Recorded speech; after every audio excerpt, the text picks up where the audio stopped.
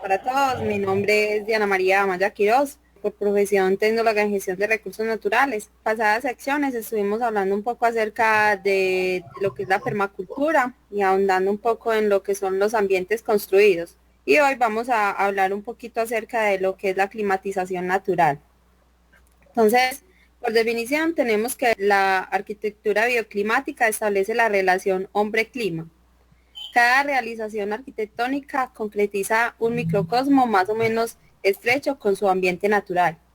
El objetivo de la construcción o renovación de una infraestructura es realizar este microcosmos en condiciones óptimas y darle al clima su justo lugar entre las dimensiones fundamentales de toda intervención arquitectónica.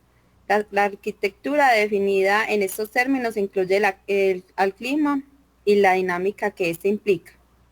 Entonces esa es como la definición de la bioclimática.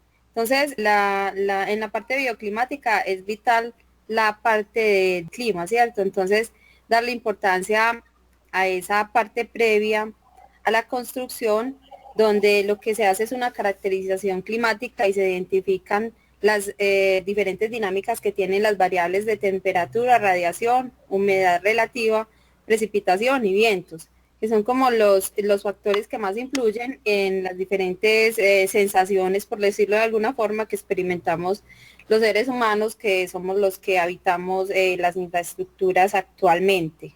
Entonces, hay un previo a la construcción. Previo a la construcción, entonces está en la implementación. La implementación es la etapa donde se determina la iluminación, los aportes solares y los desperdicios, la ventilación, entre otros características que tiene el sitio donde se va a realizar la construcción o la adecuación de la vivienda o edificio, como sea, ¿cierto? Cabe mencionar que también en esta etapa se evalúa la calidad del hábitat con relación a la comunicación, las vistas, la relación con los vecinos, entre otros, ¿cierto? Que son factores que a la hora de la verdad también se tienen que tener muy en cuenta a la hora de establecer un clima adecuado para el hábitat. Como segunda etapa, entonces tenemos la orientación. La orientación está directamente relacionada con las condiciones del sol y del viento.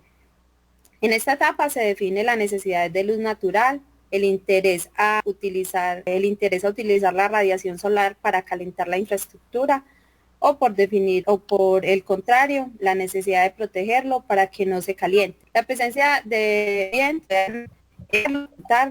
son parámetros cuantificables. ¿Cómo orientar una construcción? En arquitectura podemos definir la orientación como la ciencia de combinar las demandas de sol, luz, viento y vistas, ¿cierto? Entonces ahí es donde se define, listo, si estamos en un clima frío, lo que necesitamos es hermetizar la vivienda para que no se sienta tanto como ese factor viento y de como tal, ¿cierto? Mientras que en un área cálida lo que hay que hacer es optimizar esa vivienda para que pueda fluir libremente, en este caso los vientos, ¿cierto? Y que no se encapsule tanto el calor en la vivienda.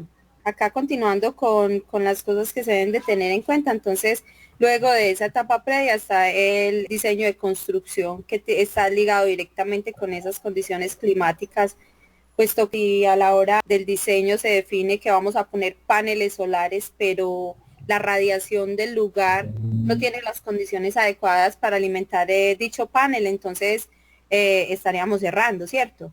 Lo mismo que cuando hablamos de la orientación. Si en la orientación se define que por necesidades climáticas la vivienda debe estar orientada hacia el sur y en el diseño se dice que no, que es más lindo hacia el oriente, entonces, o sea, tiene que estar directamente relacionada esa parte previa a esta para que se pueda dar pues como un buen resultado.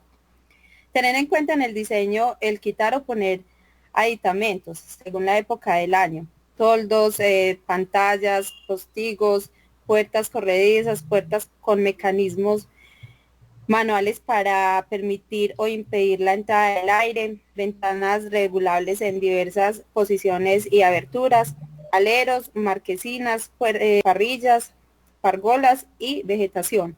Entonces son como diferentes estrategias, por decirlo de alguna forma, que se tienen para adecuar la casa en diferentes épocas, diferentes tiempos del año, ¿cierto? hay tiempos que son de relativo frío y otros que son de calor. Entonces estos son como llamados a eso, a que el habitante pueda adecuar su vivienda de acuerdo a las características del momento. Evolución de materiales a utilizar y su disponibilidad.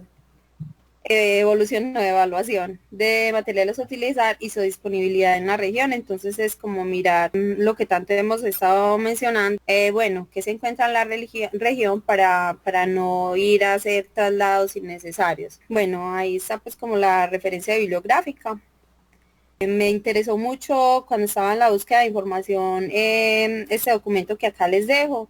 Es la guía de variables bioclimáticos y su rango de fluctuación para obtener condiciones de confort.